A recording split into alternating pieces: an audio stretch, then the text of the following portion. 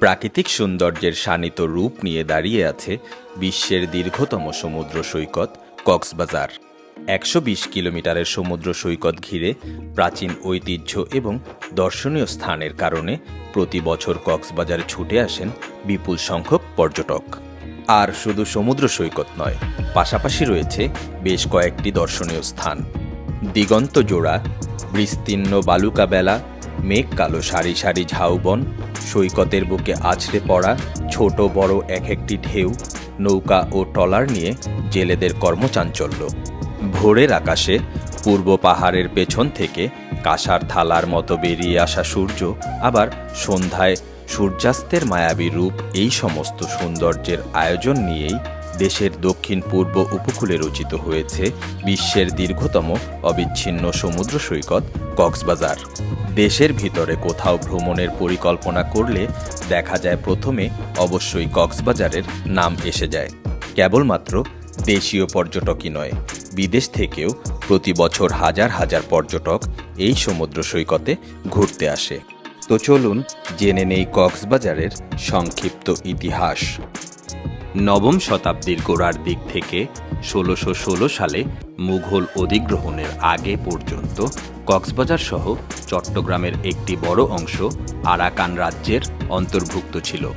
মুঘল সম্রাট শাহ সুজা পাহাড়ি রাস্তা ধরে আরাকান যাওয়ার পথে কক্সবাজারের প্রাকৃতিক সৌন্দর্যে মুগ্ধ হন এবং এখানেই ক্যাম্প স্থাপনের আদেশ দেন। তার যাত্রাবহরের প্রায় ১,০০০ পালকি কক্সবাজারের চকরিয়ার ডুলাহাজারা নামের স্থানে অবস্থান নেয়। ডুলহাজারা অর্থ হাজার পালকি। মুঘলদের পরে ত্রিপুরা এবং আরাকান, তারপর পর্তুগিজ এবং ব্রিটিশরা এই এলাকার নিয়ন্ত্রণ নেয়। কক্সবাজার নামটি এসেছে ক্যাপ্টেন হিরাম কক্স নামে ব্রিটিশ ইস্ট ইন্ডিয়া কোম্পানির এক অফিসারের নাম থেকে। কক্সবাজারের আগের নাম ছিল পালঙ্কি। ব্রিটিশ ইস্ট ইন্ডিয়া কোম্পানি অধ্যাদেশ ১৭৭৩ জারি হওয়ার পর ওয়ারেন্ট হোস্টিং বাংলার গভর্নর হিসেবে নিয়োগপ্রাপ্ত হন। তখন হিরাম কক্স পালঙ্কির মহাপরিচালক নিযুক্ত হন।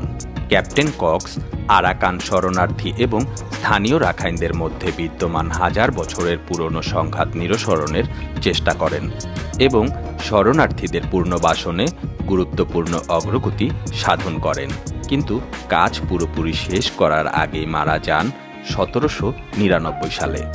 তার পুনর্বাসন অবদানকে স্মরণ করে রাখতে একটি বাজার প্রতিষ্ঠা করা হয় এবং নাম দেয়া হয় কক্স সাহেবের বাজার।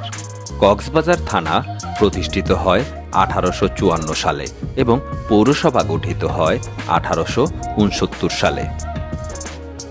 ভিউয়ার্স, আমরা প্রতিনিয়ত গতানুগতিক ট্যুরিস্ট প্লেসগুলোর বাইরে গিয়ে সুন্দর অদেখা প্লেস এক্সপ্লোর করে আপনাদের সামনে তুলে ধরার চেষ্টা করে আসছি। আপনাদের সাপোর্ট আমাদের অনেক ইন্সপায়ার করে, তাই ওয়াক উইথ সোহেল ফেসবুক ও ইউটিউব চ্যানেলে লাইক, শেয়ার, কমেন্ট ও সাবস্ক্রাইব করে আমাদের পাশেই থাকবেন। ধন্যবাদ।